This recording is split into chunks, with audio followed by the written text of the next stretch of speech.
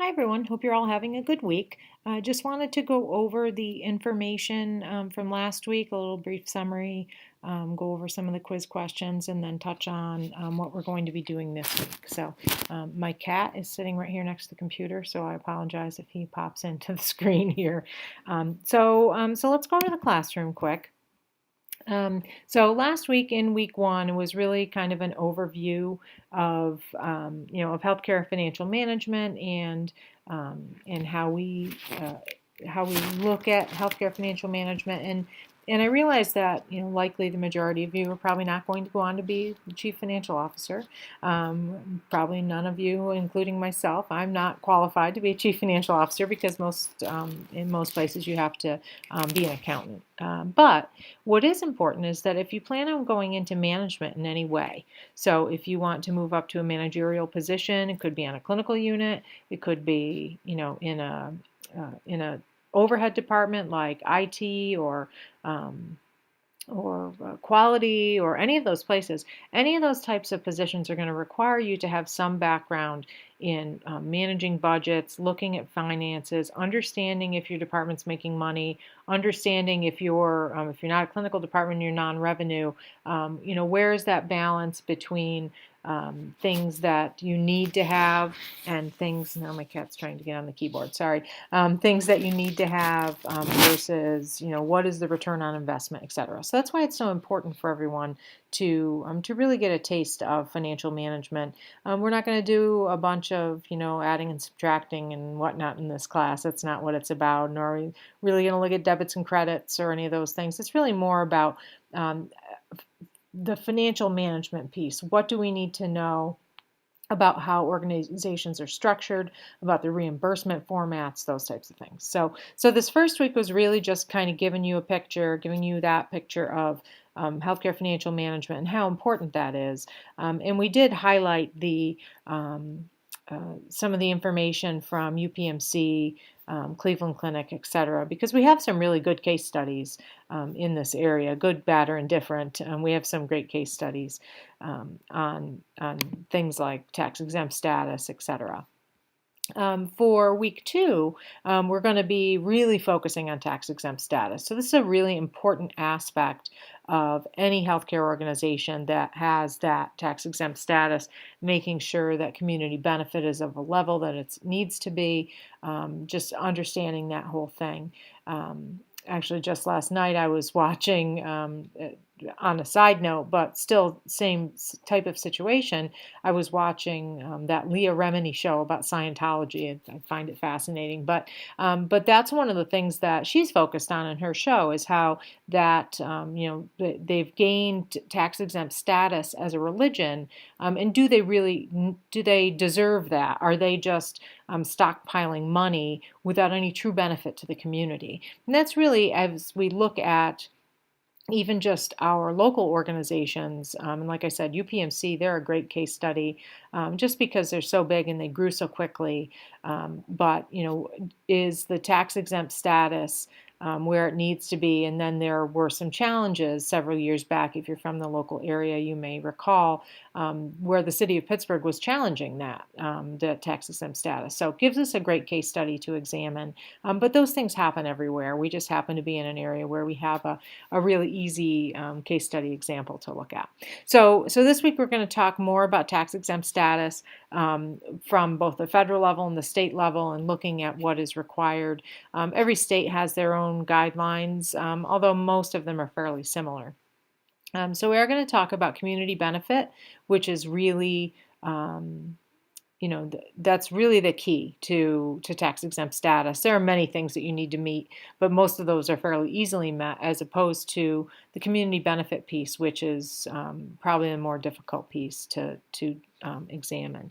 And then we actually have a written assignment, written assignment this week looking at UPMC versus the City of Pittsburgh, the lawsuit, or actually City of Pittsburgh versus UPMC, and there was a countersuit filed, so they were both there. But looking at that whole situation, And again, I oftentimes within the first couple weeks of this class, I get people that think that I somehow am picking on UPMC, and I'm not at all. It's a great organization. Some of you may work there. They provide a great service to the people of the city of Pittsburgh and beyond.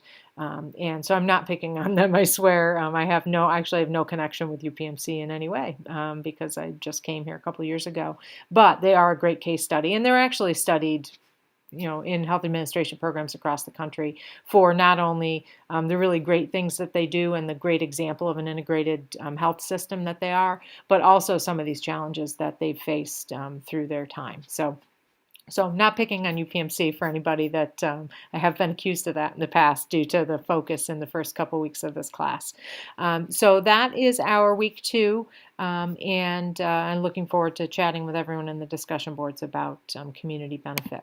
So let's just take a quick look at some of the questions from the quiz. Now, you may or may not have gotten these questions because there's a large bank of questions that I have in there, and it various ones pull out at different times. So in this case, you may or may not recognize these questions as accurate for the quiz that you took, but if you do have any questions on specific ones that I'm not going over, please let me know. Everyone did very well on the quiz. There were very few questions missed overall. So really good work this week on the quiz.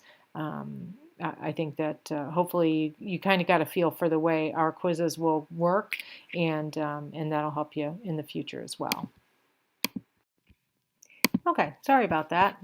Seems like every time I try and record a video, I get interrupted. So the first question was, direct measures of quality include, and this is right out of the textbook. It talked about being proactive about quality, and there were direct measures and indirect measures. So our direct measures were goal-based measures, connoisseurship measures, responsiveness measures, and decision-making measures, as opposed to, and unfortunately I don't recall them all off the top of my head, but as opposed to the ones that listed were indirect measures, but also we also talked in the text last week about reactive strategy to quality. So these are in our proactive strategy to quality. We want to be responsive, goal-based, have some connoisseurship, but then also be able to make appropriate decisions. So those were our direct measures of quality.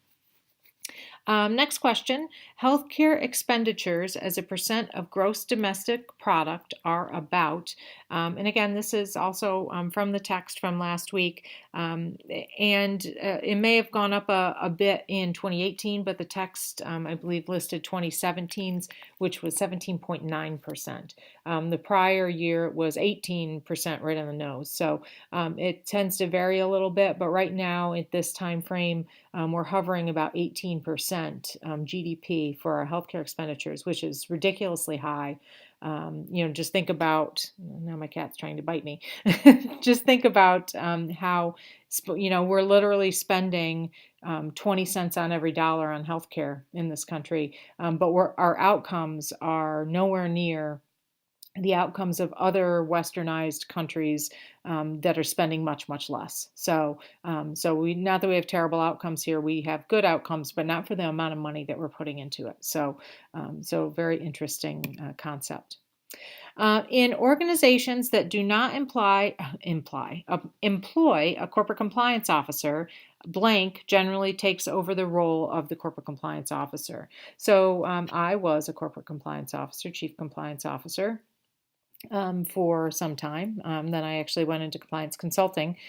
So this is something I'm pretty familiar with. The text tells us that chief operating officers are typically the person that takes over that role. And we're talking about small organizations. If you're even a legitimate hospital, acute care hospital with 150, 200 beds, you should have a corporate compliance officer that's full-time. It is beyond a full-time job for one person.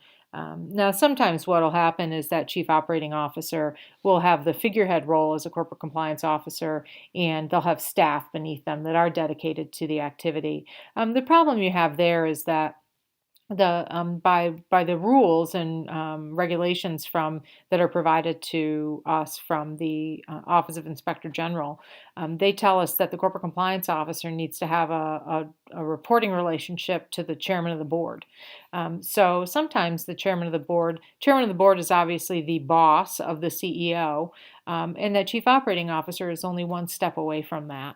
So it can represent a conflict, especially if there are issues in operations that need to be dealt with that are, fraud or abuse going on, and that compliance officer is also the chief operating officer that is overseeing those activities.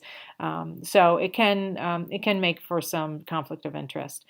So the best option is obviously to have a full-time compliance officer, but when we have a smaller organization, or maybe like a critical access hospital, or even physician practices, smaller long-term care facilities. The person that fulfills that role of the chief operating officer, it might be practice administrator, it might be a chief operating officer. They will sometimes take that activity on and manage the compliance function. And I think I have one more. No, I don't. That's the last one. So those are that's our review from last week. And so if you have any other questions on other items, please let me know.